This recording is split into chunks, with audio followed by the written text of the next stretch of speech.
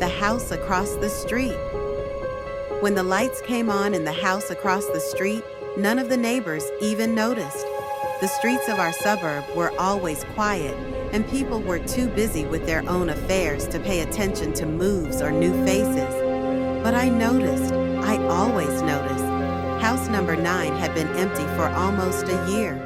The old lady who lived there had died last winter, and since then the house had stood abandoned, with empty windows and faded curtains.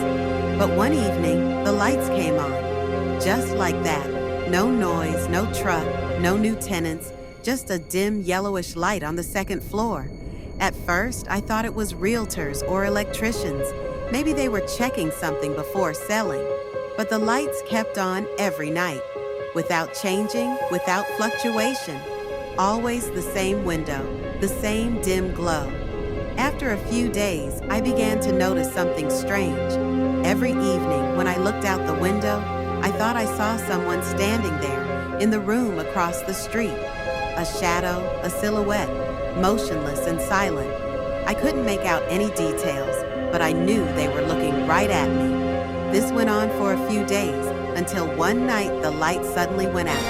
I was surprised, because it always stayed on until the morning. For a moment, I felt a strange relief, but then my phone vibrated. A message.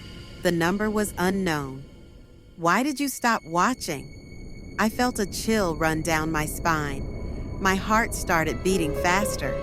Maybe this was just a joke? One of the neighbors?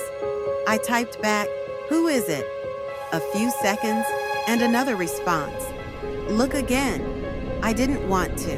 Something about this message seemed wrong, but curiosity got the better of me.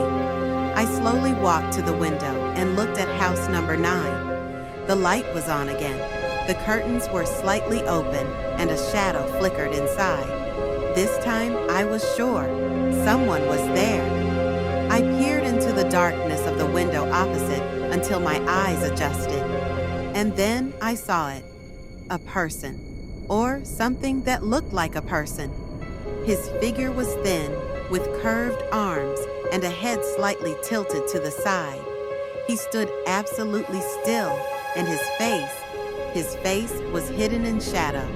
But I knew that he was looking straight at me. I quickly closed the curtains and tried to convince myself that it was all just a figment of my imagination. But the phone vibrated again. "Why did you close the door? We were just getting started."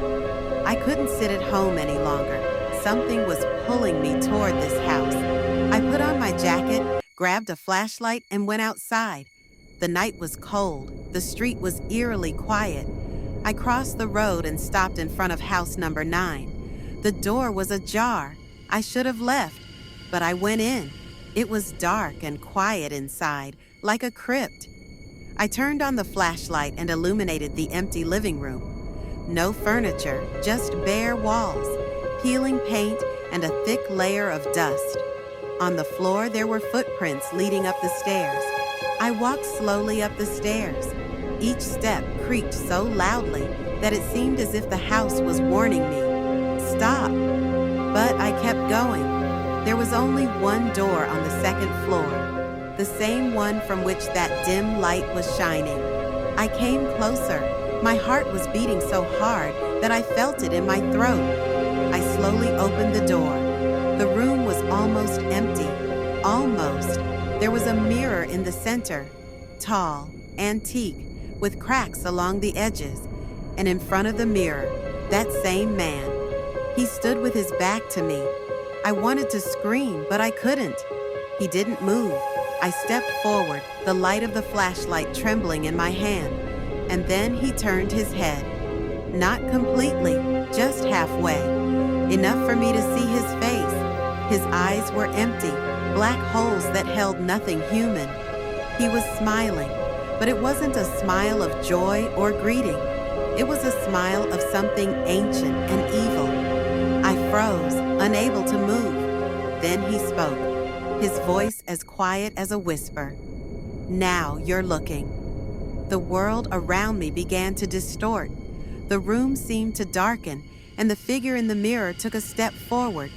But it didn't come out of the mirror. It stayed inside, and I realized it wasn't him approaching me. It was me approaching him. I screamed and ran for the door, but it slammed shut in front of me, locked by an invisible force. I slammed it, screamed, begged, but it was no use. Suddenly, the room was silent. When I turned around, the figure in the mirror was gone, but I was. My reflection looked back at me. It smiled, and then it did what I couldn't do. It turned and walked away.